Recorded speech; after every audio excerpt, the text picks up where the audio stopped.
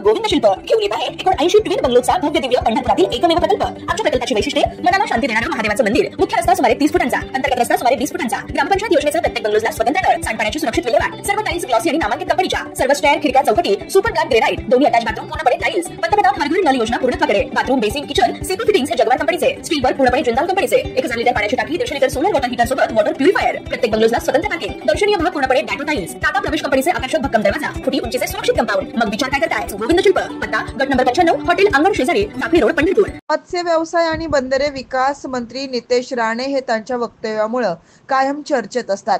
त्यांनी नुकतंच एक वक्तव्य केले ज्यामुळे राजकीय वर्तुळात चांगली चर्चा रंगली आहे। ज्या गावात ठाकरे गटाचा सरपंच असेल त्या गावाला निधी देणार नाही असं मोठं वक्तव्य नितेश राणे यांनी केलंय। तसेच पक्षातून निवडणुकीपूर्वी केलेली घाण पुन्हा पक्षात येणार नाही याची खबरदारी घेतली जाईल असं घणाघातही यावेळी त्यांनी केलाय। सावंतवाडी विधानसभा मतदारसंघाच्या संघटन मेळाव्यात नितेश राणे यांनी उपस्थिती दर्शवली।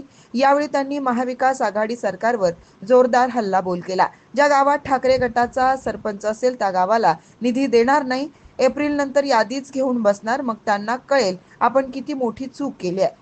कितीही टीका करा, मी पक्ष वाढवणार, माझ्या नेत्यांना स्पष्टीकरण देईन, पण निधी देणार नाही असं नितेश राणे म्हणाले।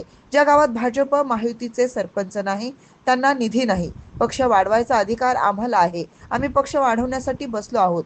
जेव्हा मवियाचं सरकार होतं तेव्हा आमच्या याद्या फेकून द्यायचे, सगळी कामं नाकारली, निधी दिला नाही। महाविकास आघाडीच्या काळात सगळे अनुभव आम्ही घेतलेत, सगळ्या प्रकल्पांना स्थगिती देण्याचं काम उद्धव ठाकरेंनी केलं, आमच्या लोकांना जेलमध्ये टाकलं, आता कर्जाची परतफेड होणार नाही, व्याजासह करणार, अशा शब्दात त्यांनी मवियाला इशारा दिलाय। तसेच राजन तेली आणि विशाल परब यांचं नाव न घेता त्यांच्यावर राणे यांनी निशाणा साधलाय। सावंतवाडी मतदारसंघात पुन्हा बाहेरची घाण नकोच, आमच्या नेत्यावर टीका करत काही जणांनी पक्ष सोडलाय।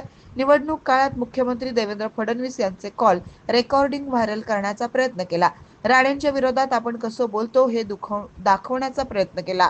आमच्या प्रमुखांची कुणी बदनामी करत असेल तर खपवून घेतली जाणार नाही, त्यांना आता सोडायचं नाही, ते पुन्हा पक्षात येण्याचं धाडस करणार नाही आणि केलं तर त्यांना सोडू नका असं त्यांनी पदाधिकाऱ्यांना सांगितलं।